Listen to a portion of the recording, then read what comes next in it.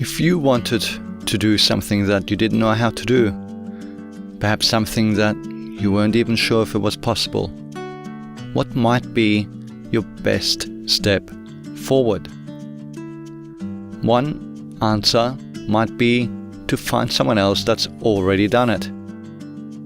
So, after I recovered my health from ME, CFS, fibromyalgia and POTS, one of the first positive advocacy efforts was to find others that had also recovered and interview them and share their stories.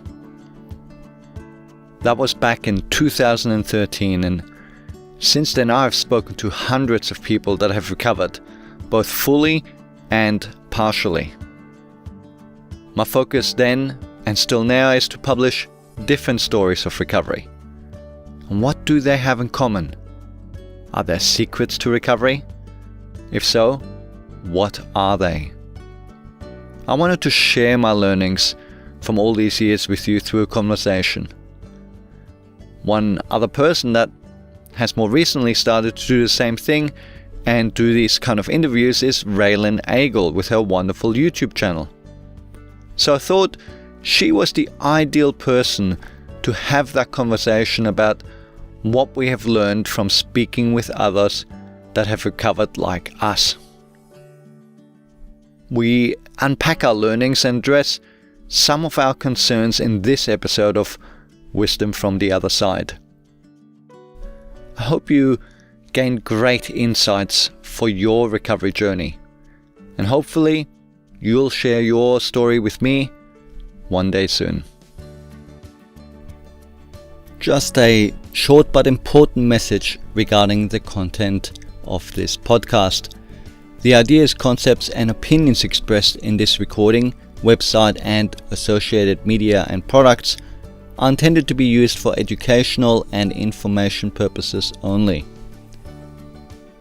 Nothing presented is intended to replace your physician, nor are they a substitute for medical diagnosis, advice or treatment.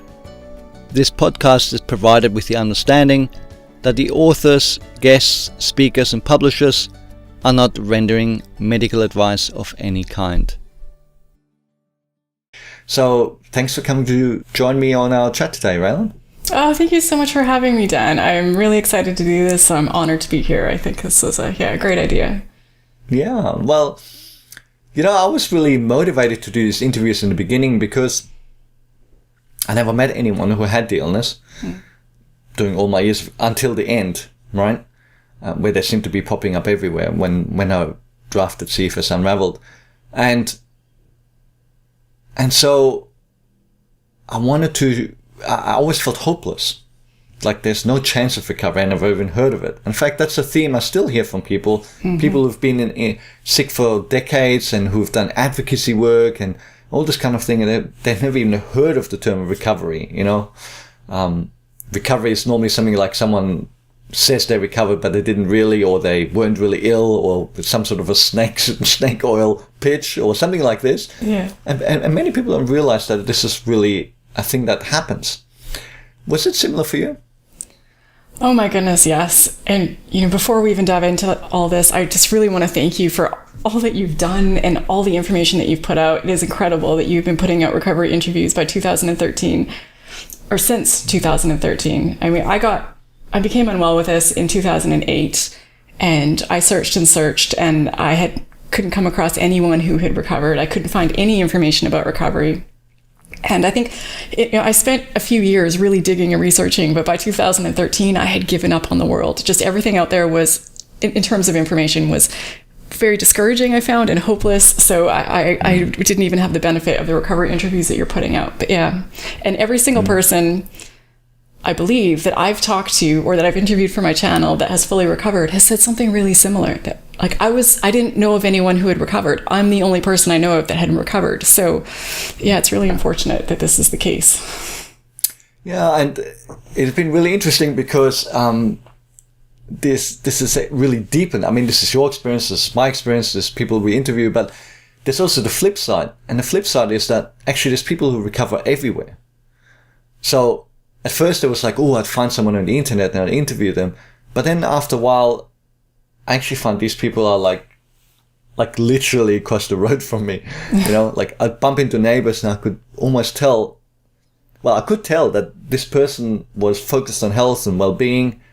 And, you know, there's certain things, characteristics, when you speak to a lot of people who've recovered, you go, you know, I think this person may have recovered. And I actually asked them outright, and this poor lady, she almost jumped out of her skin. She's like, what? You know, how do you know? What makes you ask me, right?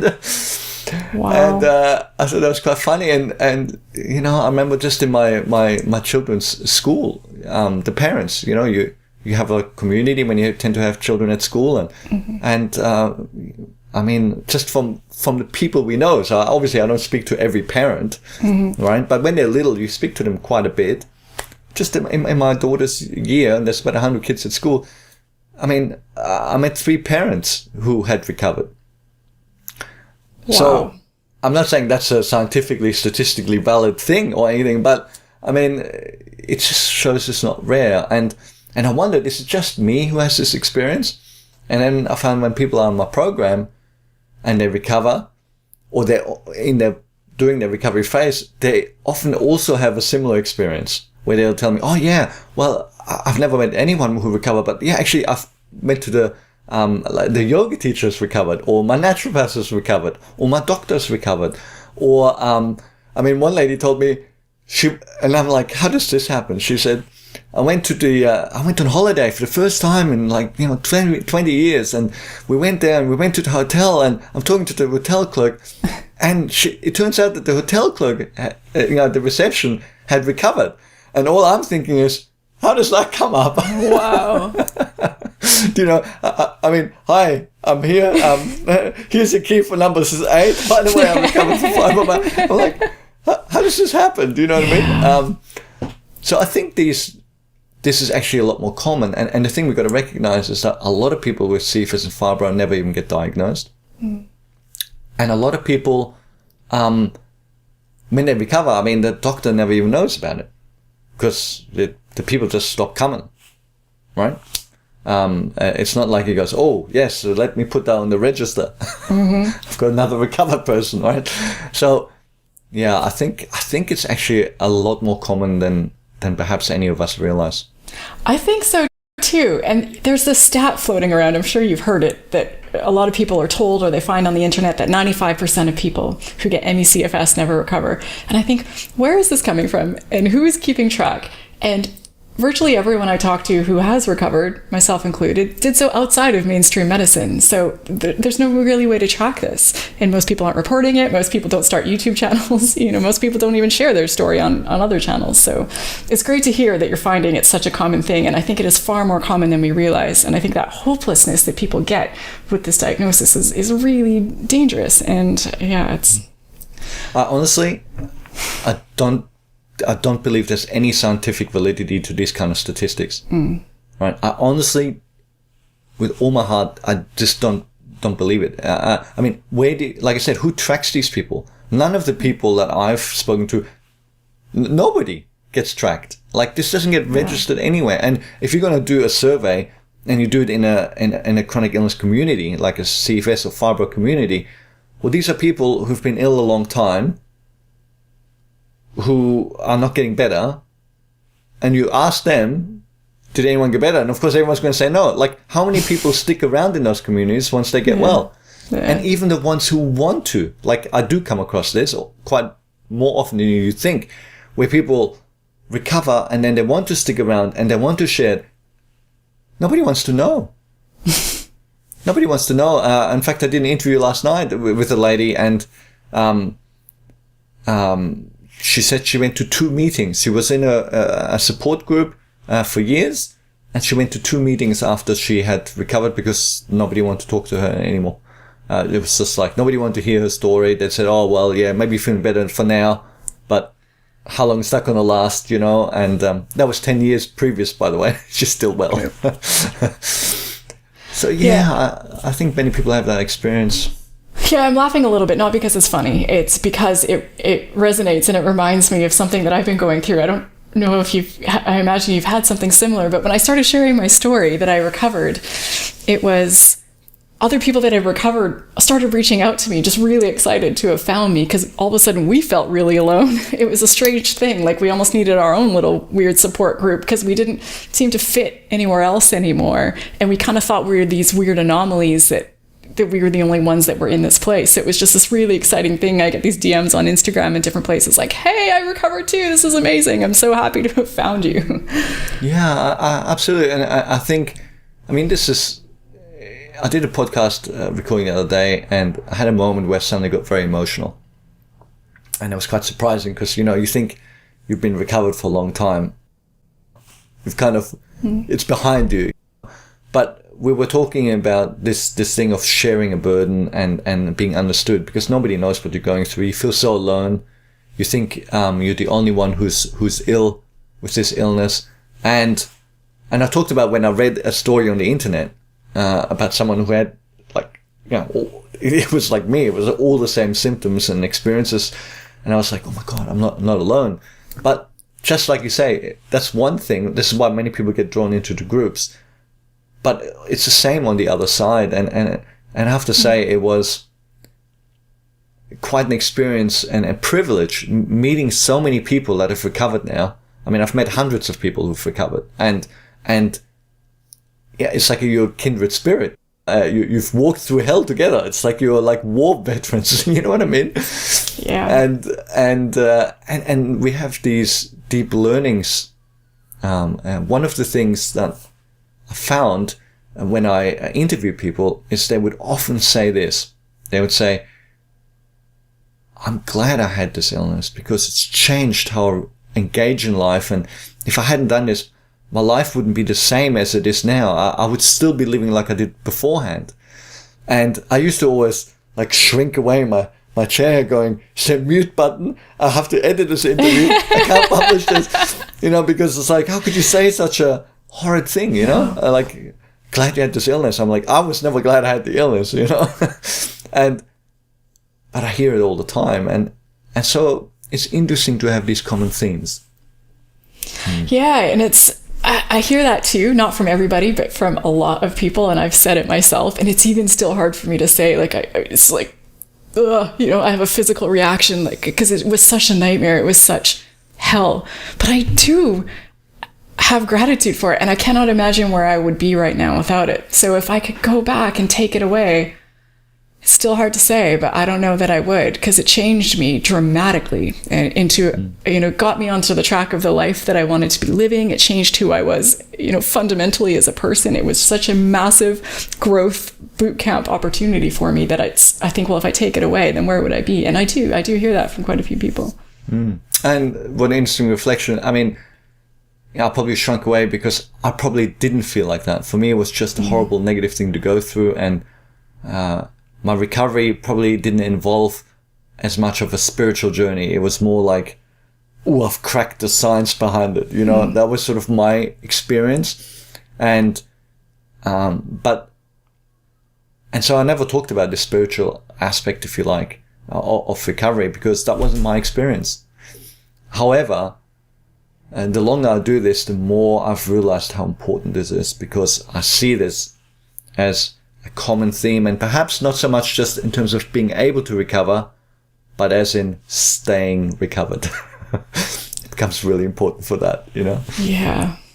So, okay. So, and perhaps some of those differences, right, between those two experiences that we just talked about, I think has to do with the lead up of the illness. I mean, what has been your experience about the lead up to people's illnesses? Have you seen common themes? I have, for sure. And of course, I am not at all saying that this is everybody's situation and it's purely anecdotal. And I've interviewed a few dozen people, and from those people that I've spoken to, there are definitely themes leading up. And the biggest one that I've noticed is that it was some combination of people who were pushing themselves to the limits, either physically, mentally, or both. They're extreme athletes, they're working 2 jobs, they're a single parent who's going to school, they're a perfectionist, they're whatever. They've got no time for rest in their life, and they just go. And then some sort of stress happens on their body or their mind. They have some kind of physical or mental trauma, and whether it be a car accident or a virus or a death of a loved one, and they just seem to crash and they don't recover. Do you find something similar in the people that you talk to? Absolutely. And this is integral to the whole explanation I give of ANS dysfunction being central, right? Because in the beginning, I think this is the difficulty that modern medicine had, because they're like, well, how can you have this person here gets a virus and gets this illness, and this person has PTSD, this person was in a car accident, and, this person had a surgery or childbirth, and this one got divorced. They're completely different things. Some are mental, some are physical. Well, they're all the same. They're all stressors on the autonomic nervous system. And I think a lot of people talk about this whole story about a virus, because so many of us, and I admit I was probably one of those, would say, oh, it was a virus, when I got ill. Because that's exactly how I felt. When I got ill, it felt like I got a flu, and it kind of didn't go away for like 7 years. And I did actually have a vaccination immediately beforehand, but I never even considered the possibility that that had anything to do with it. And I'm not saying that was the sole cause or anything like that. There were a whole bunch of other factors, but it felt like a virus, and so I talk sometimes about this whole idea of the virus theory, because does a virus make you sick? Well, I think maybe 5 years ago, or even, let's say even 2 years ago, people would have said, well, what a stupid thing to ask. Of course, a virus makes you sick. We all know that. But it's been my view for a long time, that's only one component of illness. And I've always believed that many people have viruses and don't get sick. Now, we never tested for this. No one ever said, oh, I feel fantastic. Doctor, can you check if I've got the cold or flu virus? Can we do some blood tests? That never happened, right? But of course, since the pandemic, we now test people by the millions, and we find all these people who've had the virus and spread the virus, this is how often we find them, who didn't even have a sniffle. And then on the other hand, we see people who are like, literally dying. So that's interesting. And it's always made me wonder, how much is it actually from a viral infection? And how much is it simply an immune system reaction? Or is it that we're vulnerable to a virus and we get sick from the virus? But it's not necessarily that it was a nasty virus. So, I mean, do you hear that a lot about the people getting a virus? It's the most common thing that I hear. There are other things as well, for sure, but it's the most common one that I hear. And that was my experience as well. And my mother faced this illness as well, and hers also started with a virus. I think about even just my own case, though. I had many, many viruses before this one, and it just felt like a flu that I got. So why didn't I recover this time? Why?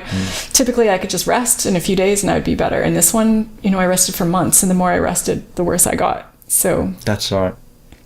That's right, and that's the whole thing. I mean, why would you suddenly have had all these viruses? I mean, did you work in a virus clinic? It's like you probably didn't have any more viruses than you did beforehand. It's just you got sick from the viruses, right? And that's sort of the lead up. And I see this with most people, that they have hints. Not all people. I mean, I have come across people where literally they're fine every day, and literally overnight they become horribly ill. I've spoken to people who've woken up the next day and they've gone from perfectly healthy to I can't get out of bed, and they're like dying, right? Overnight. And I've even spoken to people where it happened not overnight, but during the day. So they are like, I'm all good, I'm healthy, everything's fine. Do you want a cup of tea? Okay, what time do we have to go out? Ooh, I feel sick. Bang, like that. And that's really kind of bizarre when you hear that, because you're like, that's creepy. I'm actually getting goosebumps. Yeah, it is crazy. And most people I talk to haven't said that, but some have, and it shocks me. I say, when did this all start for you? And they'll say, April 23rd at 4 p.m. in 2013 or something like so specific. I'm like, how is that? How? And I remember the date and the time so precisely. Yeah. Like, that is not the answer I was expecting. Absolutely. And this has happened to me many times. I've heard people, it's not common. I wouldn't say like what percentage, but it is a small minority where people have this moment. But when it happens during the day, it's very odd. It's very bizarre. So we see these are the common themes to how people get ill, and I think it's interesting to note these because this is what has helped people come to more comfort and confidence in the explanation of why this illness is happening. Because when we don't know what's going on, I think it makes the whole experience more frightening, and the whole possibility of recovery feels more unlikely. Because if you don't know why you're ill, then how can you possibly recover, right? And certainly that's how it felt for me during those 5 years, because I went to every doctor, we tested everything. To be honest, the only thing I had in my mind is it's some unknown virus, because they couldn't find anything when they tested me, except Epstein-Barr, apparently. But so that's what I thought. But I think from here it's really about saying, what then changes? Because let's think about it. You were sick. Now I haven't done an interview with you yet, and perhaps that's something we need to look at. But how long were you ill for? About 10 years. So for 10 years you're ill, and then you start to recover. So now are we saying, the question we got to ask ourselves, is there something special about people who recover? Are people who recover the lucky people? Yeah? Well, these are the kind of thoughts or themes people might have.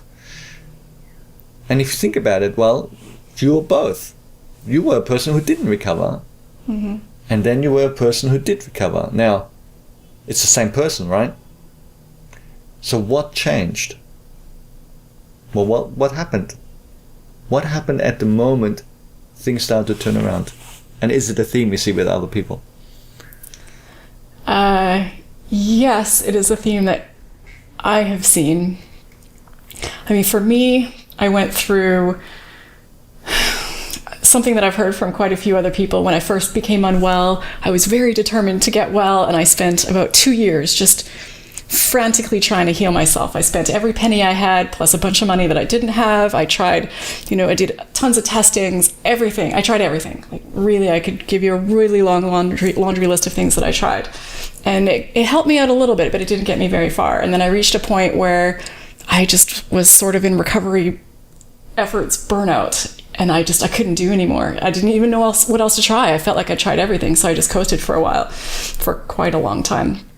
And then I realized that I couldn't live my whole life that way, because it was just, every single day was still a struggle. I was better, I was functional, I could do things, but every single day was a battle for me to get through. So for me, and what I hear from other people, when I finally did recover, it was getting hyper-focused, and also with the right tools and the right support and the right information. Because the first time I was just lost and desperate and completely stressed out and depressed. So I was not in a good state to be making any kind of recovery. So when I finally did recover, I put virtually everything in my life on hold, put all my focus onto my recovery, worked on my mental health, worked on my stress, and, experimented. It wasn't like I had a perfect plan from day one, but I had an idea. I'd seen things over the years that had helped me. So I quit my job and I just put everything I had into getting better. And it took longer. I was hoping it would take about a year of focused effort and I'd get past it. It ended up taking closer to 2. But yeah, I think it was just creating that calm, lower stress, healing environment with support, and prioritizing almost 100% getting past this. So these are really powerful themes that I hear over and over and over in every recovery interview, right? But I want to, before we go into those, and we will break some of these down and probably add a whole bunch more, I guess what I'm so curious about, and this is, if you've seen this, is immediately beforehand, right? So if I say, when did your recovery start, and you put a date on it, and you go, okay, how did you feel in the 6 months before that? And here's my experience, and I see if your experience with other people or yourself is the same.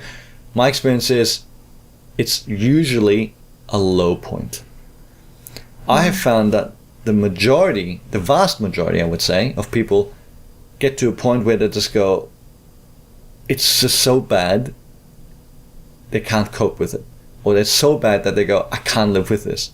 And some people even have very dark themes around this time, or they get bedbound, or they have, the children go up to a certain age where they leave the house, and as parents, they never go with them. Something happens where they suddenly go, it has to change.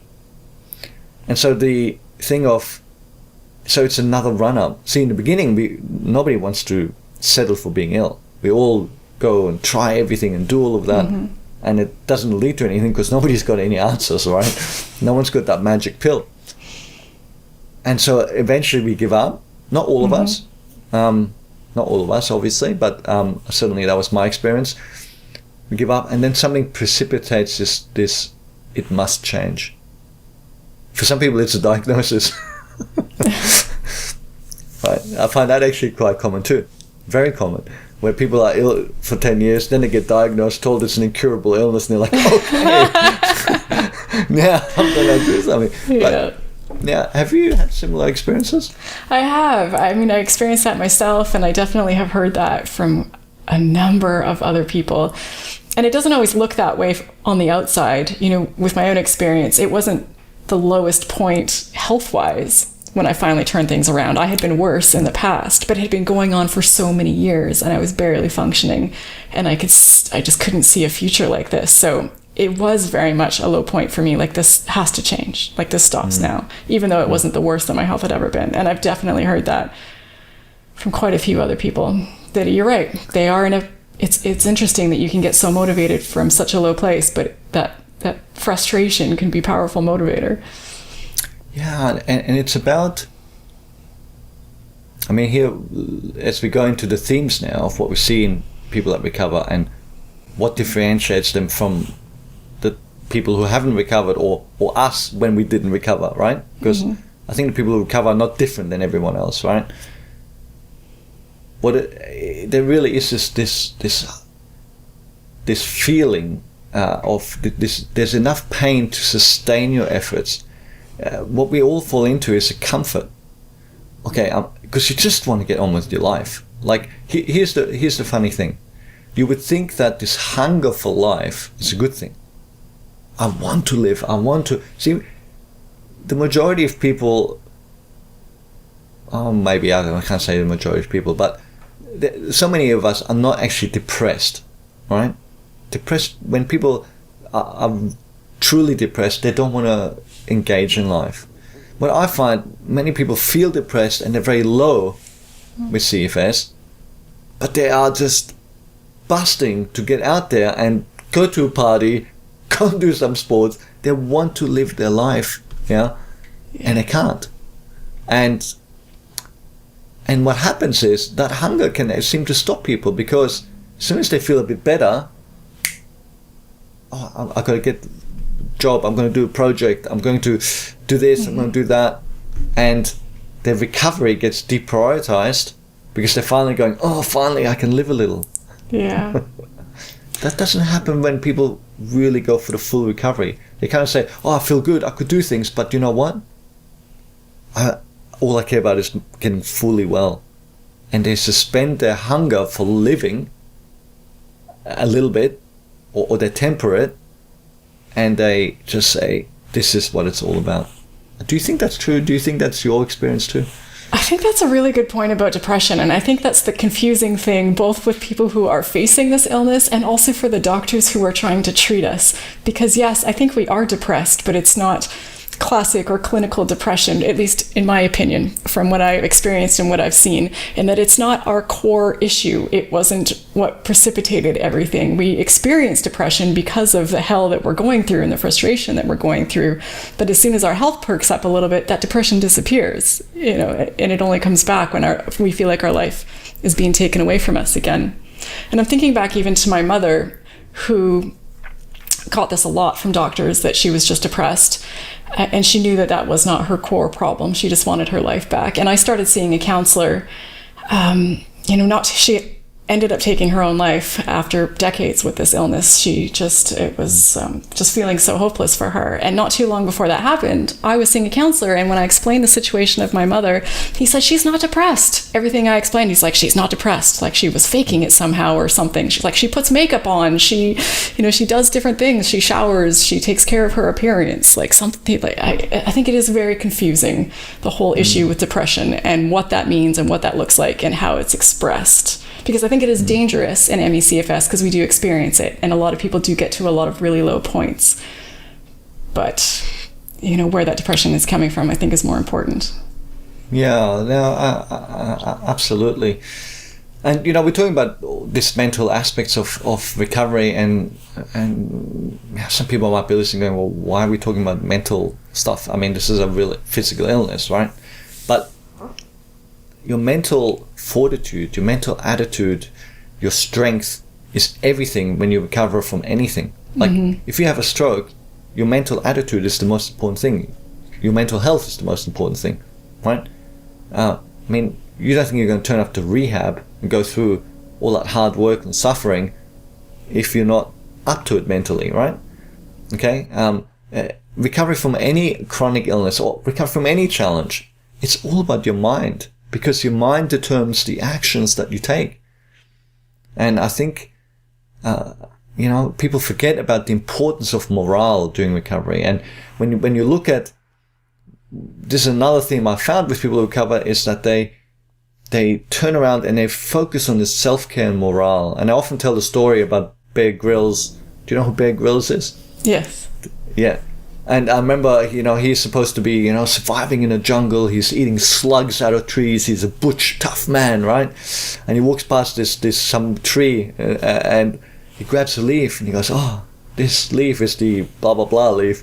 He starts rubbing it in his hands, and he goes, when you rub it, oils come out, and it smells lovely. It's like you're going to like a spa, and having and you can rub it on your face, and your skin feels so soft, and it's like, what happened here? Like, what's going on? And he looks into the camera and he says, one of the most important things in a survival situation is to look after your morale. Because if your morale is low, your ability to see opportunities and to be objective and intelligent in decision making is diminished. So anything you can do to boost your morale in a survival situation is absolutely essential, right? And I remember just going, boom, absolutely. That's what happens in chronic illness, yeah. And he's even said, like, you often see me eating food, and he says the amount of energy I get from this food is minimal. It probably has zero impact on my survival, but what it does do is this mere act of having something to eat boosts your morale, and the impact of that is greater than the nutrition that you get. I think that is so important. And it took me a long time to appreciate this. And that's what I credit the failure to a lot of my earlier recovery efforts, is that I didn't get this piece of it. But I really get it now. And I talk about this a lot in my videos. I actually just today finished recording a video all about this topic. I talked about it in my book. I think that your mental health needs to be the core, the foundation, the backbone of your whole recovery program, because I think it's the glue that holds everything together. I mean, for one, we know that when we're in a stressed out, depressed state, our body's not in a state where it's, those healing mechanisms are engaged. But also, this is your control center. This is what has to get you up every day to keep doing the work, to keep doing the reps, and to keep getting yourself past this. So without that in place, nothing else really matters. And I don't think you're going to make a lot of progress. And I think it's really understandable that when people become physically unwell, that we put all our focus on our physical symptoms. And I think society, and the medical community have all brought us up believing that that's what we're supposed to do. And it feels like a waste of time or a privilege or something that you can do if you have the energy to take care of your mental health. But I think that's where we need to start. And I say this in my videos, I said this in my book. If I could go back, the very first thing I do that I would tell myself would be, as soon as I got that diagnosis, as soon as I realized what I was facing, is the first person I would have called was a psychologist, a therapist of some kind, so that I could get some support, because it's so tough and it's such a marathon, and it's one of the most alarming things that I hear from people, the depths of depression that they get into, understandably, when they are not making progress and they can't get past this. And it's just, how are you going to get past this when you're dealing with that kind of depression? How are you in the mental state that you need to be in to do what you need to do? Because this is not easy. It's not, for most people I talk to, they can get past this, but it's not an easy thing for most of us. And that probably leads us to what are the things that stop people. Maybe before we talk about what are the key things we've learned from people that allow them to recover, but perhaps that is probably the number one thing that allows people to recover, is that they don't do the things that stop us from recovering. Okay, and I think that really is true. Is people don't get caught up in the pitfalls of recovery.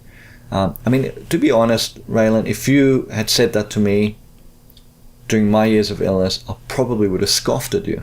Oh yeah, mental health, blah blah blah blah. My mental health is fine. I just need to be able to not feel rubbish every day. You know what I mean? Yeah. I wouldn't have recognized the truth behind this as a 30 to 35-year-old guy, right? But now, yeah, this is absolutely true. I 100% agree with you. This is our foundation. Our mental well-being, our mental resilience, our self-care, our self-love is central. And if I want to just highlight how essential this is, at least once a month, I'll have this conversation where people are telling me about they don't know what to do, they're feeling this, they're feeling upset, they're feeling ill, they're having appointments with a doctor, that you know the drama of the illness, right? Everything is kind of falling apart. And say to me, well, what should I do? This is from some people in my program, right? And I said, what should I do? And I look at them and I say, well, what you should do is you should get well. You should do the things you need to in order to get well, so that you don't have these problems. Now, this sounds so stupid. What a crazy thing to say, but it's literally laid out before them.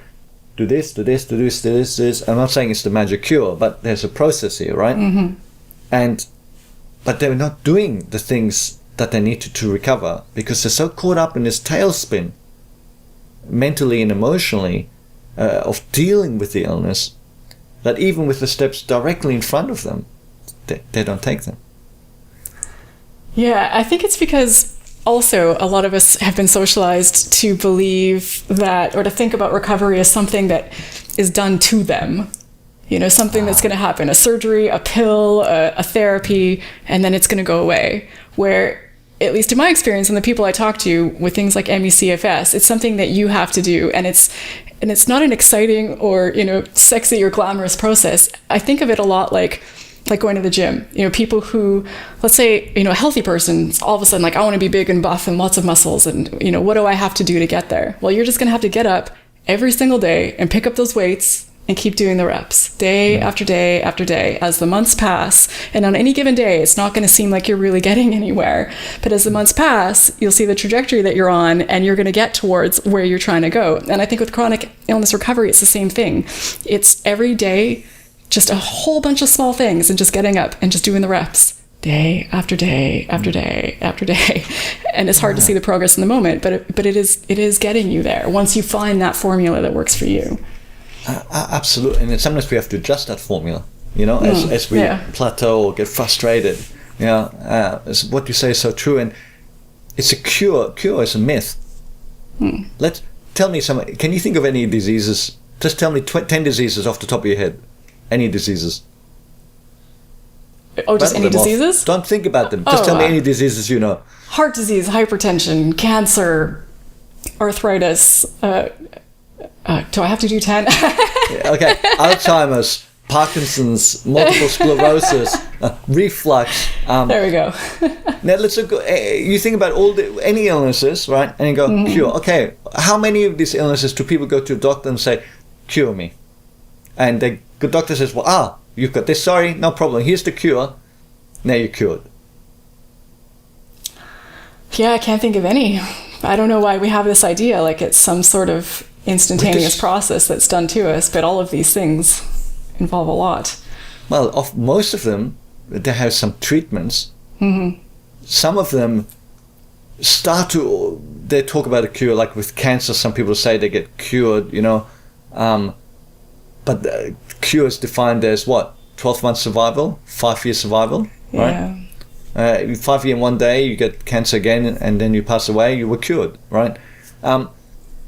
So these are like, it's a weird word. I mean, some things can get cured, maybe like, I think someone during World War I had the biggest war technology breakthrough, and it was called penicillin, right? And what it does is it cures an infection. Right. Can't think of any other cures outside of that, right? And some people might even argue that one against me, right? So this idea of cure is a myth in our society, and most people don't know, because when we're lucky enough to be healthy, we think we can get cured for stuff. And one of the things I always hear from people is when I do recovery interviews, is they talk about this moment where they suddenly realized, nobody's got the answer for me. Nobody's going to fix me. It's up to me to work this out or to do something, right? Is that, I mean, literally those words. Have you heard those words in interviews? Absolutely. It's a pretty scary thing when you realize that fixing yourself is kind of a lot on you. It's like I hear people saying a lot things like, I felt like I had the equivalent of, going and getting some sort of medical degree, how much I had to learn and how much I had to figure out how to, do for myself. Absolutely. I mean, honestly, people with ME, CFS and fibromyalgia, POTS, scary patients for doctors. Yeah. They can't come in and start spouting about, biomolecular processes that their doctor goes, I heard something about this in second year lecture and I haven't dealt with it since, in medical school. So, yeah. They're some of the most well-informed people I've ever met in my life, because they have to be. It's, it's forced upon them. You become an expert on this stuff in a hurry. Absolutely. And that probably leads us to the next pitfall, right?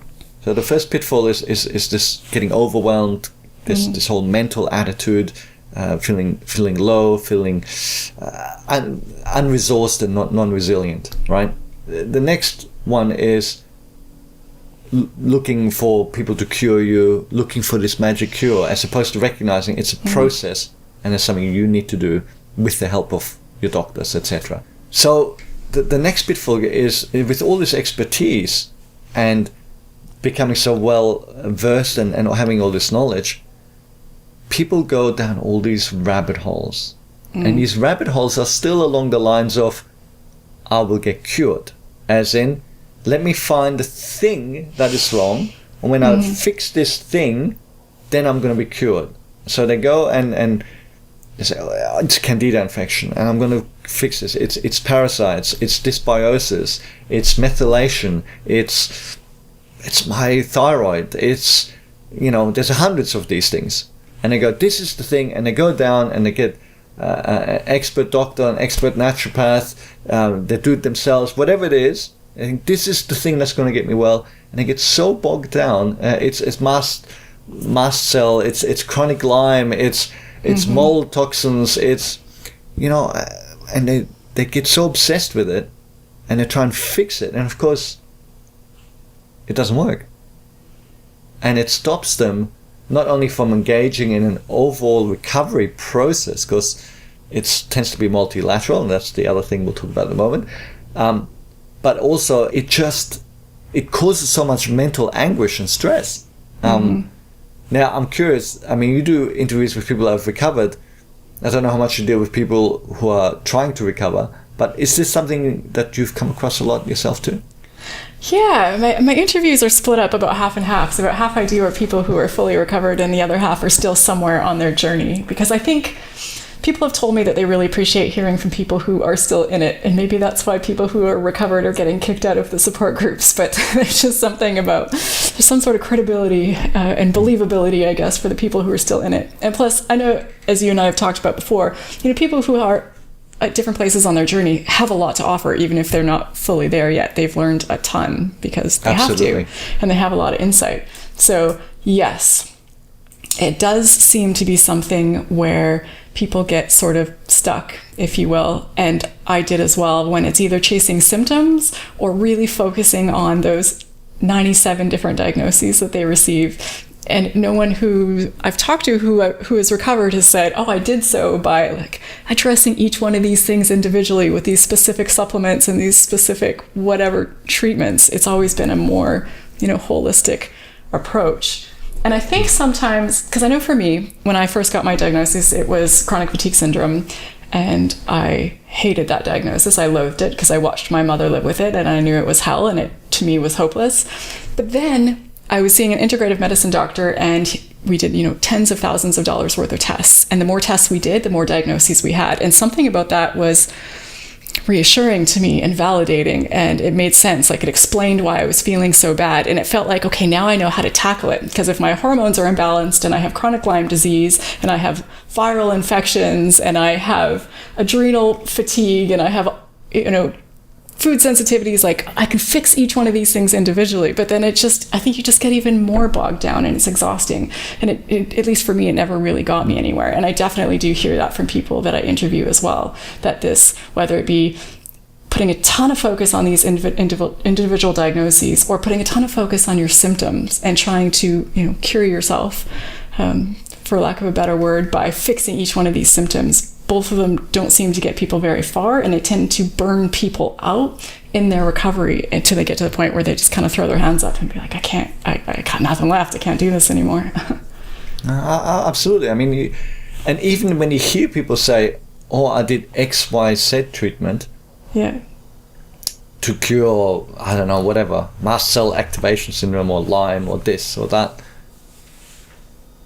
And I hear that very rarely, by the way. But even if you hear people say that, it's not really what happened. And, I've got actually a bunch of stories which I've sat on for some time that I haven't published because there were people recovered in a something you could not scientifically validate. Things like faith or things like physical treatments that are considered either as alternate or they say even pseudoscience. And some of them I would even go so far to say are probably harmful, like extreme diets. But some people have this where they think, oh, it was because of this and it was something that is not dangerous or harmful. Or even makes some sense scientifically why it could help. But when you actually ask the questions, and this is, if you listen to my interviews, you'll always hear me digging like I don't know, like some sort of reporter trying to interview a politician. I'm like digging because I'm trying to represent people who are ill, who want to know stuff. Yeah. So I dig, and you'll find, like, they'll say, I did this magic 3-day treatment or something like this. Like, it's not right, okay, and then, but did you do anything else? No, that it was because of that I recovered. Okay, great. So, did you eat the same as always? Well, blah blah blah blah blah blah. Did you actually take any supplements? Well, I took these supplements. When did you start taking them? Well, around the time I was recovering. Okay. Did you blah blah blah? Did you change your sleep patterns? And you find out they did all this other stuff, even though they attribute it to a single thing.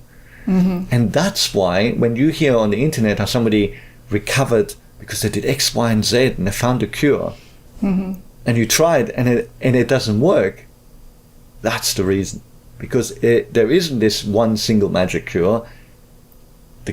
The way to recover is this multilateral thing, and you hear that from all the people who say they did a multilateral approach in their recovery, as well as the people who say they didn't do a multilateral. Right. They still did a multilateral one. And I would say that is the case in, I would say, probably about 98% of stories. I have occasionally come across some people who do strictly a mind-body approach. but with literally not even changed their diet, changed to nothing, and who just did that and recovered solely from that. But it's usually there's other things in my experience. Yeah, that's been my experience as well, and the people that I've talked to as well. The vast majority, even if they tell you one core thing that they attribute it to, they definitely share other things that they're doing in conjunction with it. So, yeah, I do think that is the key. Is there any other sort of common themes that you hear in people's recovery? Well, yes. I mean, one of them, a big one, I guess this goes back to our talk about mental health or our discussion about that, but it's just an attitude and a perspective on healing. It's a stubbornness sort of that people have, like this absolute determination and this relentless pursuit of getting well. And I'm not saying that every moment of every day they're in this mindset. They still have down times, they still get depressed, they have moments where they lose hope, but they don't stay there and they pull themselves back up, because I think this can be a really tough thing to get through. So everyone that I've talked to who has recovered has said something along these lines, like, I refused to accept that not recovering was an option. Like, I was going to get there. So that's definitely one theme. And it doesn't sound like an important thing. I know we want to hear like, oh, it was taking this specific supplement or something, but I think that mindset is really, really important. Absolutely. It's my experience too. Something else that I hear a lot as well is it's a level of acceptance with where you are with your illness. Not acceptance that you'll never get past it, but acceptance of where you are. Because to make progress, you have to break out of that boom-bust cycle that a lot of us get stuck in, understandably, because we start to feel a little bit better, so that we want to do things, and we overexert ourselves mentally or physically or both, and then we crash. And this cycle, the people that I talked to, in my own experience was this as well, is that they had to get past that way of thinking and that way of living in order to recover, because you're never really making any progress. It's sort of one step forward and either 1 or 3 or 7 steps back. So learning skills around pacing yourself, accepting where you are with your illness, and accepting your limitations as you work through it has been another big one. I don't know if, is that something you've heard as well? Well, I mean, absolutely that is the case. And this is kind of reflecting what I was saying earlier. Remember I was talking about the hunger for life? Yeah. Right? Where people are able to suspend that hunger. All right? And the way they do that is by accepting that they're ill, they're accepting that they have a limited ability to engage in life for now. Mm-hmm. And this is something we struggle with, because when we come to the conclusion that we're never going to get well again, doing this would be stupid. Acceptance. Oh, I'm going to accept it. I'm going to pace myself. Why am I going to pace myself? This is as good as it gets. I'm never going to get well, so yeah. If I don't go to this barbecue, I'm never going to go to it. Yeah. You know, like it is. It's like, yeah, I'll pay for it. It's not going to be ideal, but what's the difference? Yeah. Yeah, but it's that shift, really. Oh, sorry. Go ahead. Yeah, but if we can think it's temporary, our ability to accept is easier, because we just go, well, I accept it for now because I know I'll get my life back later. But most of us don't think that way. Yeah, yes, I think that's well said. I think it's, yes. And looking at long-term goals, it's a shift in thinking of short-term game towards long-term game, which is always hard for us humans. You know, we like our quick rewards, but you have to make some small sacrifices or some big sacrifices, you know, to get to that place you're trying to get to. And I would go a little further. The point you make is so valid about acceptance. Inside the ANS Rewire program, obviously we have a whole range of strategies to talk about, but a key theme is brain training. And I get people who go into my program, and I call them the miracle cure people, right? And they go in, they're like housebound, they're like terribly ill for like decades, like multiple decades. And they go in my program, and then 90 days later, they're at the age of 70-something or in their 60s, they're hiking in the mountains every day and getting IT band injuries from over-exercise, right? And you kind of go, it sounds too good to be true. And I'm of the old school thinking, if it sounds too good to be true, it probably is, right? So I've actually done in-depth interviews with these miracle cure people, because this is not everyone's experience in the program, or in recovery in general, right? And sometimes it's even 6 weeks. Like it can be very short, even a matter of weeks.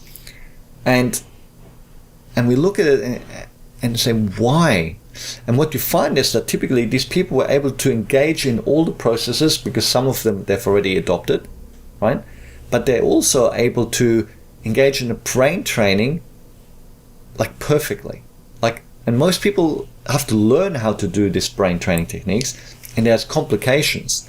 And some of the complications are psychological complications. So they're not just physical complications, why you have difficulty with brain training. And these psychological complications are basically the stress that we have. And when I get these people who have total acceptance, they just engage in their exercises like robots. They just do it, whereas the rest of us are like spinning. Our heads are spinning, right? Yeah. And that's why they have these amazing, weird miracle cure recoveries. So acceptance, not only will it change your life, and that alone is enough. Forget recovery.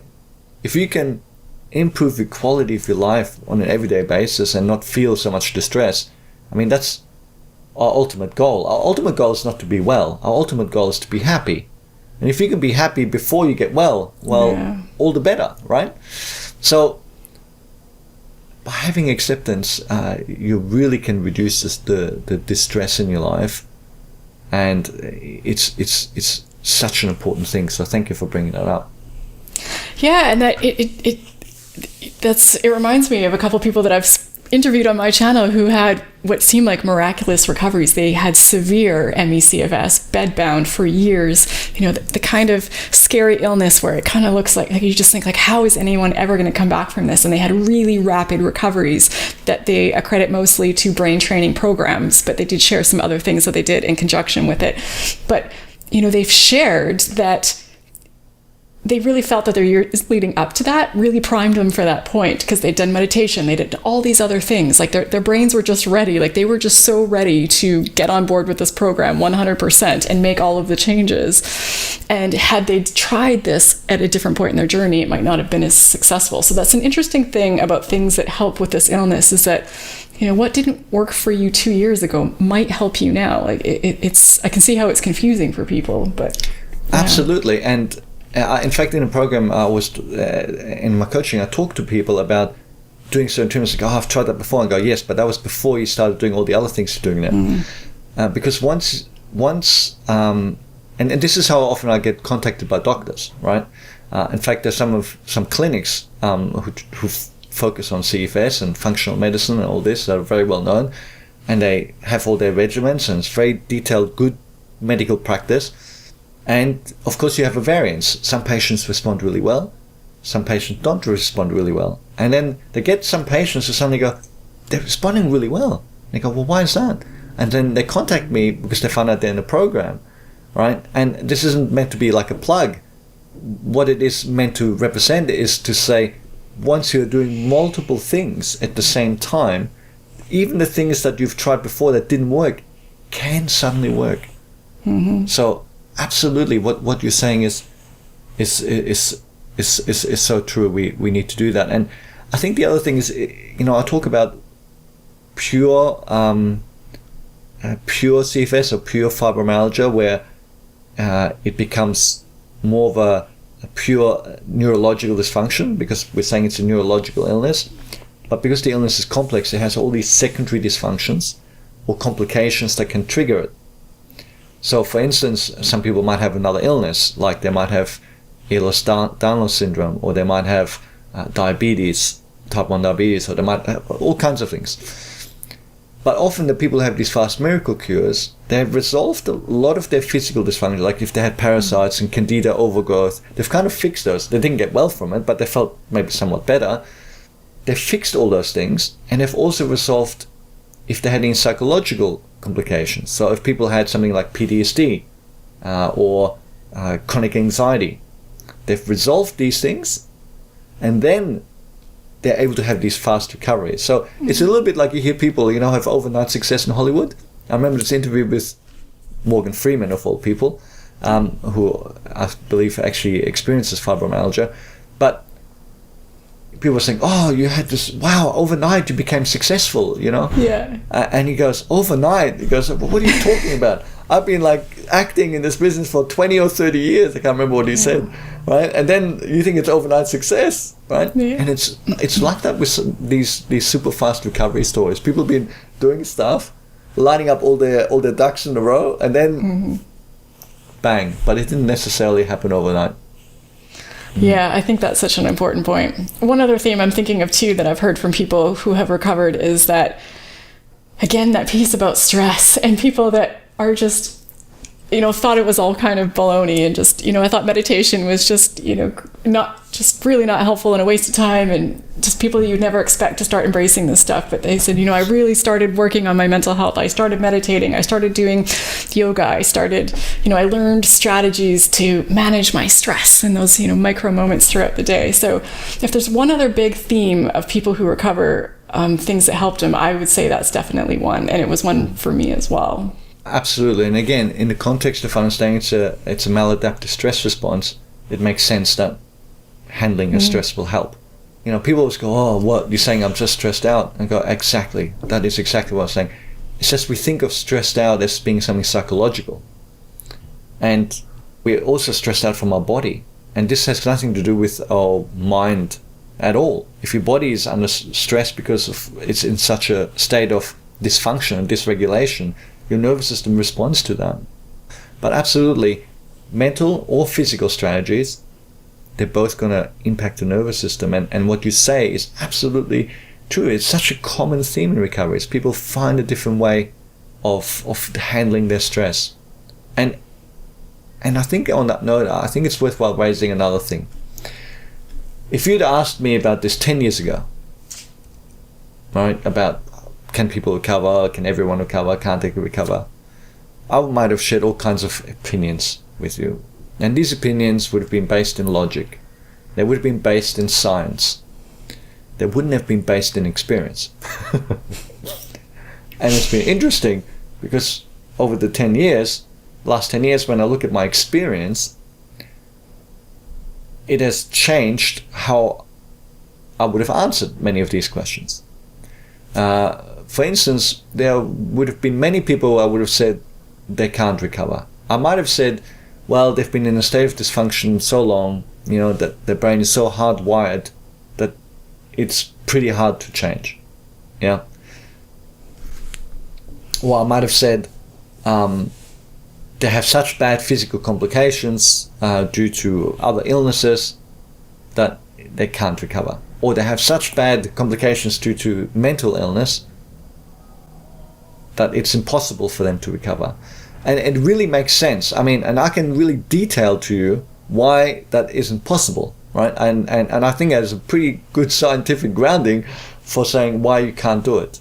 However, what I have found, and I'm so inspired, sometimes I get teary speaking to people. I go, like they're just so amazing in what they do because they overcome things that you just go, no one can overcome that. You're talking about managing your stress.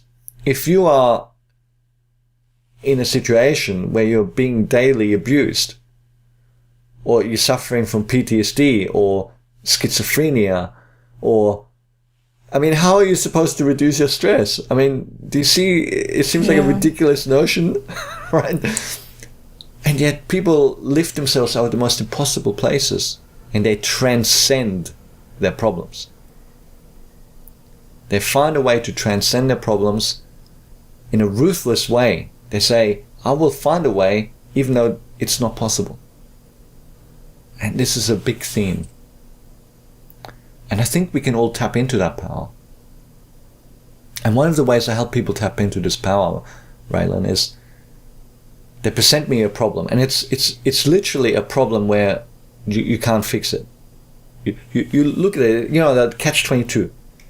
They're in this life situation where you say, oh my goodness, that's terrible. I understand completely why you're stressed out.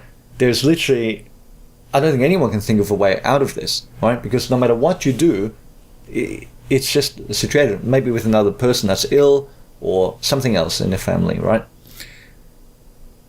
And then I say to them, if your child was in this situation, I guess they would be stuffed, right? I mean, you can't get out of this. So if your child was in this very same situation you're in, they would just be, that's it. Their life has no purpose and meaning, just they're never going to go anywhere. And you see people get this, and suddenly we think of it differently. Suddenly the impossible in that moment becomes possible. I spoke to someone who had like a problem in the family where they had to stay up at night to look after a family member, because if they didn't hear this family member could die, and this family member wasn't an old person. Okay? They were a young person who was meant to live, but they needed to stay awake to make sure that they keep them alive. And so they couldn't get any sleep. And you know how important sleep is with recovering from CFS and fibro. So there's nobody else who can do it in the family, so therefore you're stuffed. But when I said, imagine this was your child because you had narcolepsy, right? And your child had to stay awake to save this person. What would you say now? Well, I guess they're going to fail at school. They're going to get anxiety, depression.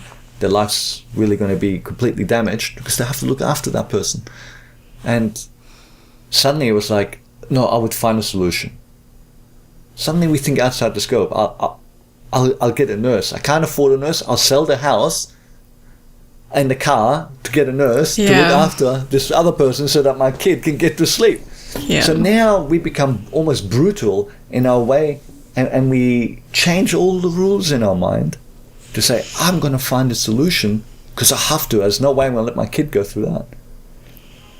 That's what we need to do for ourselves. And sometimes you hear people in recovery stories do that. What are your thoughts on all that? Yeah, I think it's, a conversation about how some people get stuck or lack of progress, and it's just they've deprioritized themselves for whatever reason. And, I know for me it was that because I had partially recovered and I was kind of getting by okay. So I think various things, whether it be, they can't justify spending the money anymore, or the guilt kicks in and they feel like they need to start contributing more to their family, or they've partially recovered, so they think, okay, I have to go back to work. But I think that, not having that priority, and like you said, if it was your child, you would keep that priority there. You'd be like, we're not there yet. And these people that are partially recovered, they're still living incredibly difficult lives. This is no way to be living. So I think that's all very important. And I think it does contribute, at least in my experience and the people that I talk to, for how some people just kind of get stuck for a while. It's just they take that focus off of themselves. I think it's a really important thing I've learned from interviewing people who've recovered is this requirement to find.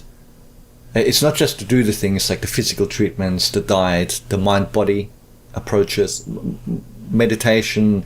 Most people have all these kind of things. You'll hear these things in all the recovery interviews, but it's also and taking the responsibility, and not. But at the same point, here's that word, responsibility. Responsibility can so easily be partnered with self-blame.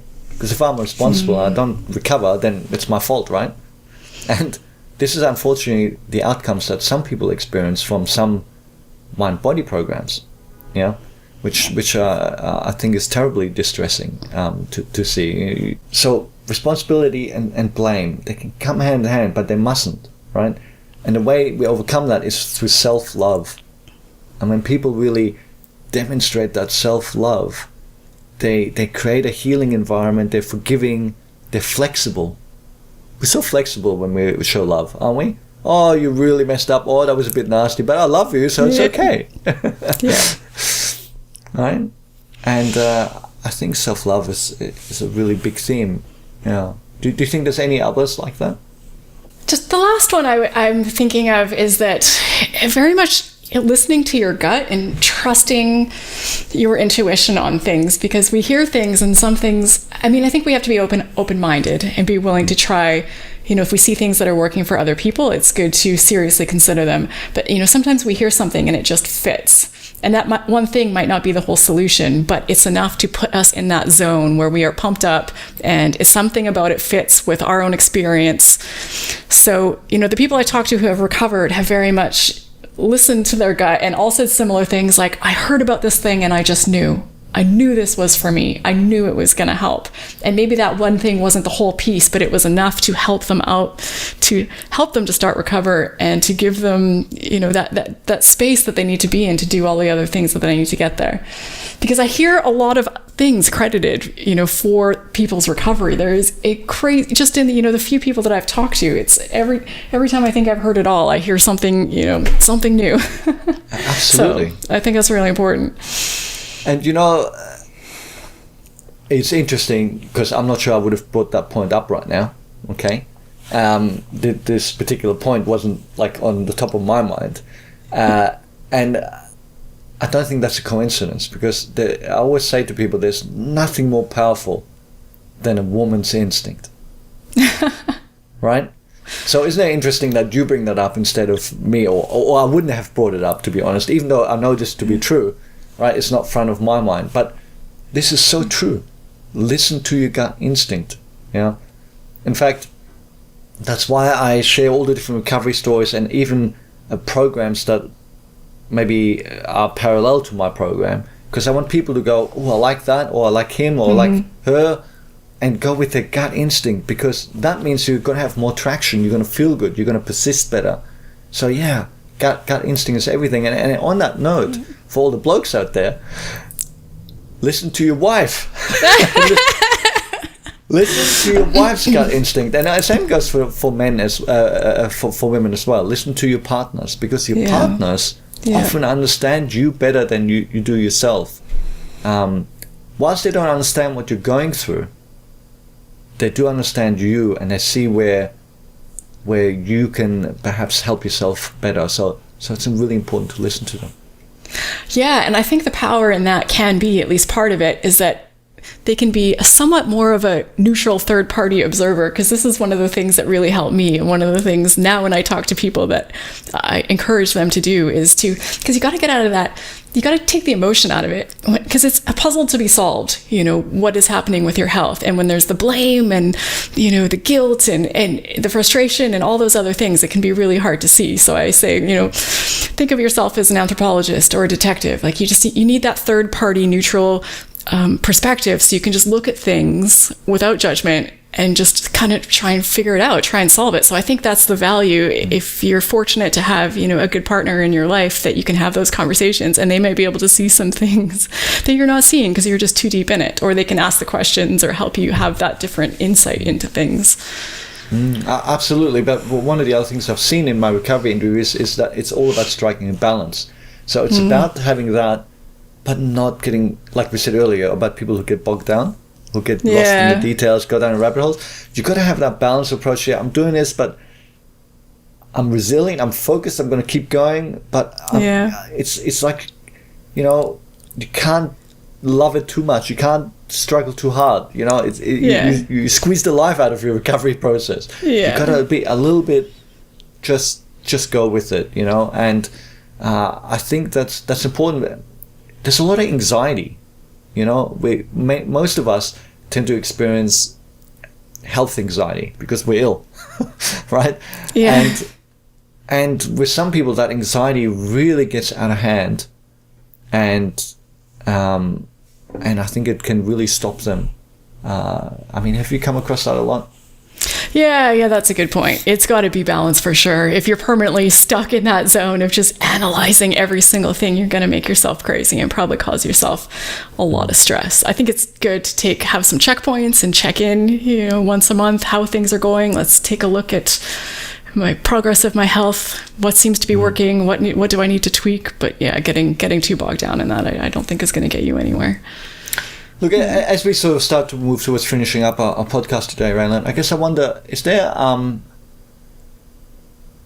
something that's really concerned you the most in listening to recovery stories, or something particularly successful, or anything else that you feel you would like to share about your experience? Well, there's two things really, and we've touched on both of them already a bit, but one of them is that when people first get the diagnosis of, things like ME, CFS, some of these chronic conditions that are still poorly understood in the medical community, is that people seem, I don't know if you found this, but quite often have this brief moment of relief and excitement, like, yes, I have a name, I have a label, I have something, we have a starting point. But then before they even leave the doctor's office, it's like it's already crashed. All hope is gone because they're told that there's no treatment, that almost no one recovers. And then they get home, of course, and they start Googling on the internet, as we all do. And what they find, what people tell me, is that it is really hopeless and depressing. So it's really concerning for me that even now, where we are, with how many people that are recovering, the main message out there is still to people who first get this, that there's basically no hope, because that just seems really dangerous. I don't know if you're still hearing this from the people that you talk to, or if it's turning around a bit. Look, I think people get mixed messages. I mean, you're right. This is absolutely experiences relief, distress, and I'm not sure there's much of a gap in between. Yeah, right? It's really fast. It's like, was it positive or was it negative? It seems to end negatively. So sometimes I feel like poor doctors are given a bit of a hard time sometimes, because it's like it seems you can do no right. Because yes, I do still hear many doctors tell their patients, oh, there's nothing I can do, you're going to have this forever, you might have some good years but then you'll have bad years, it's just nothing, this is a permanent disease is the word, right? And this is very damaging. If you understand what a maladaptive stress response is, to hear something like that, it's not going to be good for your well-being. And in the same, some doctors will say something quite positive. Well, look, you just had this virus and blah blah blah, and it might take 6 months, and you'll probably be better. Sometimes it can take a couple of years, and you should get to good health again. Yeah. And that's then often not our experience. And then people get really angry because the doctor said this, and that's not what happens, and the internet's full of people who stay sick forever. Mm-hmm. We've already qualified that earlier, so we don't need to go into that again. But from my point of view, people say, oh, how long will it take to recover in my program? And obviously the program is not a guaranteed recovery, is it? Right? Mm-hmm. There's not a magic cure. But I'm like, should I aim for 3 months, like those miracle cure people? Should it be like 12 months, like I see some of the other people in the program, which is more common? Or should it be 2 years or 4 years or, 1 week? And I'm like, you know what? I think it's better to aim for something shorter term and be a little bit disappointed than to aim for too long, because chances are you're shooting yourself in the foot. And the key here, and this is probably one of the key messages about all of this, I said earlier about not having such a anxious attitude towards your recovery, a little bit lighthearted about it. Even with your goals, right? People don't want to make goals because goals always get dashed when you're ill, chronically ill, and then you feel terrible, right? And I'm like, well, it's okay to make a goal for 3 months. Make the goal to be recovered, or as unrealistic as that may be, it's realistic for some. Mm-hmm. And you might be one of those. Or make the goal to be doing really well with your recovery in 3 months, right? Or to have made progress. And then if you find you fall short of that, but you've made some improvement, great. Well, then just change it. Don't be devastated. Oh, I didn't reach my goal. I'm devastated. These kind of behaviors, that's what they are. They're behaviors. They're choices, right? These kind of behaviors of, I'm going to do this, and if I don't, then I'm going to be absolutely devastated. My life will end. Or I have to recover now. I have to recover because I can't live with this illness anymore. Or I have to become XYZ, a Hollywood star, a famous actress, a dancer, or whatever. I have to. Creates so much stress. It's not the way, and this is why acceptance is so important. Yeah, we accept that we're ill. We accept it's a process. Okay, I'm still ill, but I'm doing better. Just you need a softer attitude, and yet supported by a quiet fortitude, a quiet resilience, a quiet. I'm not going to settle for less, but I'm okay with the fact that it hasn't happened right now. Yeah.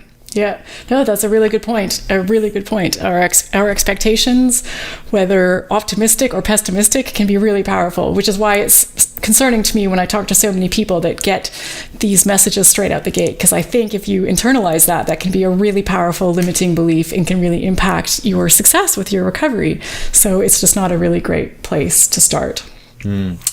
And when I think about the other thing that I hear that's quite concerning was just that piece around depression and how many people, you know, I don't know a percentage, but it's a really high number. The vast majority of the people that I have interviewed have told me that they have felt suicidal at some point during their journey. Some people have told me that they have attempted suicide during their journey.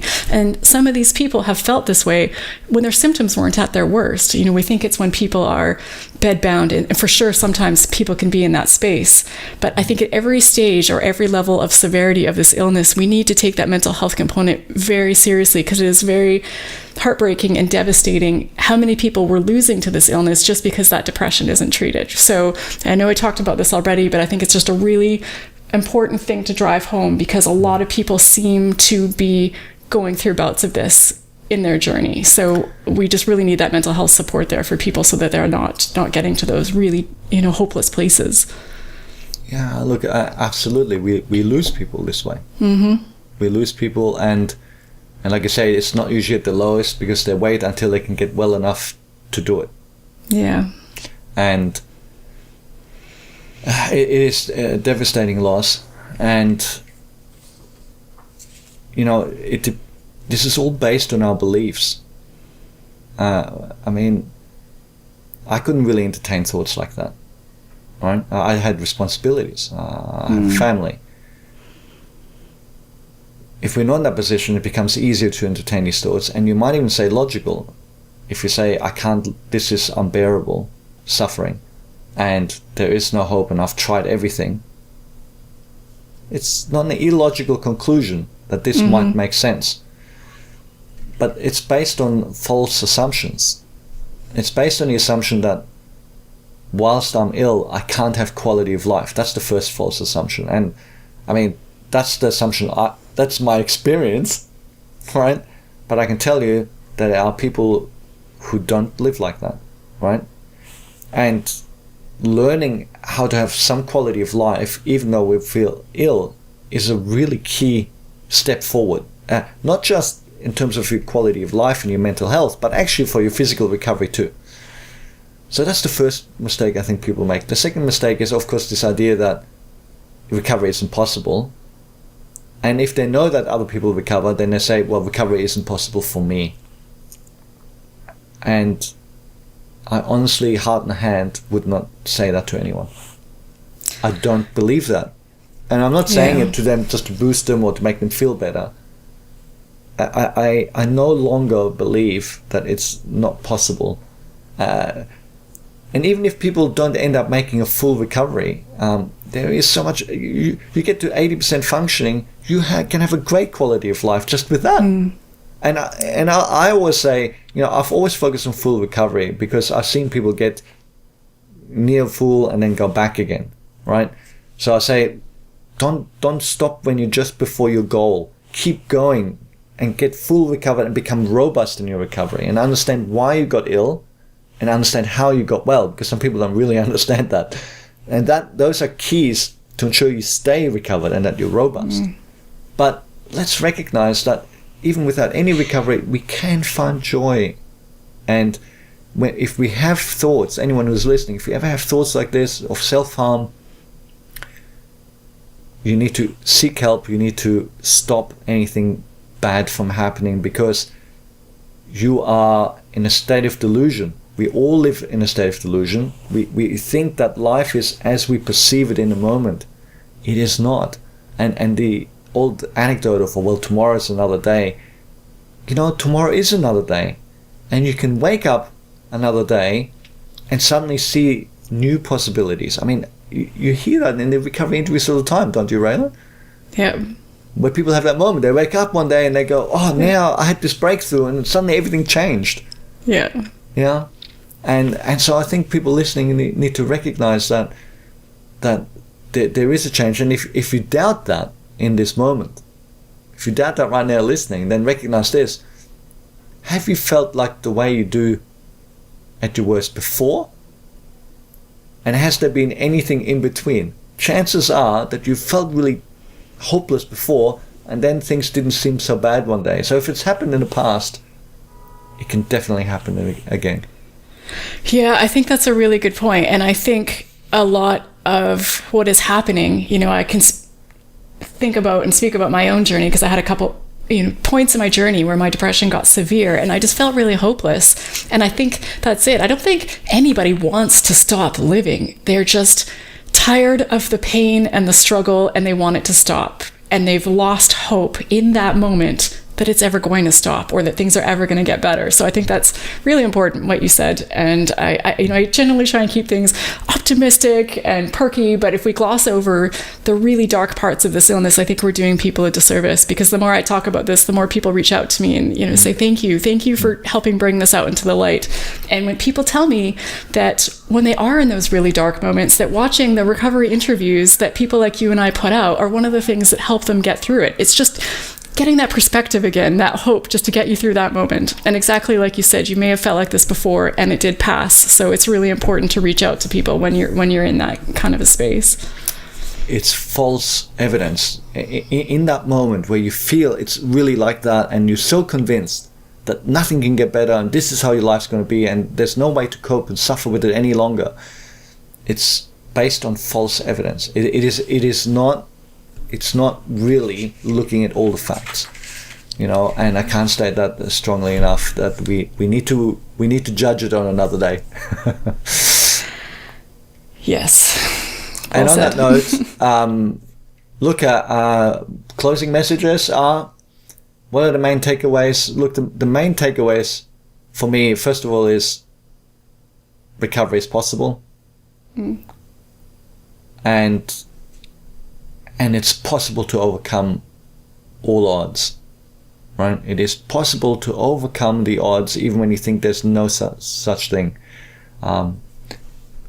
Before I share another one, I guess, what about you? What's another one for you that really a closing takeaway? That is my biggest one. That is absolutely what I would have said, that even in the most dire of circumstances, people do get past it. And I know in those moments, it can feel like you're never going to, or it just like, I am too sick, I am too far gone, this is never going to improve. But it is amazing what people come back from. So to me, that's by far my biggest takeaway. And I think, you know, like, I think we've been driving home this whole conversation, just the power of your mindset and your perspective and your stress management and your mental health and all of that is so important. So, and I think a big piece of that is that you need to be almost ruthless with what and who you surround yourself with in terms of the information that you're taking in. You know, is it depressing? Is it negative? Or is it optimistic and recovery focused? Who are the people you're surrounding yourself with? And you know, what kind of energy are they putting out? So if anyone is making you feel drained or more hopeless as a result of your interaction with them, or information sources as a result of you interacting with them, I think it's really important to have strict boundaries. And that's something that I hear from a lot of people who recover. Like, I just had to get, you know, really focused and block out all that other stuff and just keep my head where I needed it to be. Absolutely. I hear it. I left support groups. I left those friends. I left the spouses. Right? People take big steps, and you're absolutely right. And look, the last thing I would probably like to say that I learned from doing all these recovery interviews and having spoken to hundreds of people who've recovered now, is that it's not what you do, it's how you do it. Just want to pause on that for a moment, listen to what I'm saying. It's not just what you're doing, it is how you do it. I see sometimes people do exactly the same stuff for the same problems, but the difference is how they approach what they're doing. And to me, I think that is probably the number one takeaway and distinction to allow you to propel your recovery to the next level. And on that note, Raelan, I thank you so much for sharing. It's awesome to have not just a kindred spirit in terms of someone who recovered, but a kindred spirit in terms of someone who speaks to other people who've recovered. Different people. This is great. So it's lovely to have you on this podcast, and perhaps you'll have us join us again on another podcast in the future. Yeah, that would be great. I thank you so much for having me here. I very much enjoyed this discussion. I have so much respect for the work that you do, and I think it's really great to get as much information out on this, as we can. And if people want to get in touch with me, they are free to do so. They can find me on, my website is raelanagle.com, or on Instagram, raelan.agle, or my YouTube channel, which is just my name as well, Raelan Agle. So yeah, absolutely. Reach out, say hello. I'd love to hear from you. We'll share those links for you in the show notes. So visit the website, cfsunravel.com, and check out the podcast, and you'll find the podcast and the show notes where you see all the links. All right. Until next time, everyone, I hope you enjoyed getting some wisdom from the other side. Thanks for tuning into this episode of the podcast. We hope you felt supported by it. If you have any questions, feel free to reach out to us via cfsunravel.com, and make sure that you subscribe to the podcast on iTunes or wherever you listen to it. And you can leave a comment and a 4 or 5 star review if you feel so inclined. If you want to make sure you get your free copy of Discover Hope and get notified about all new recovery resources and interviews, including recovery interviews, subscribe to us via the website. Check out some of our other podcasts. I hope you'll join us again soon.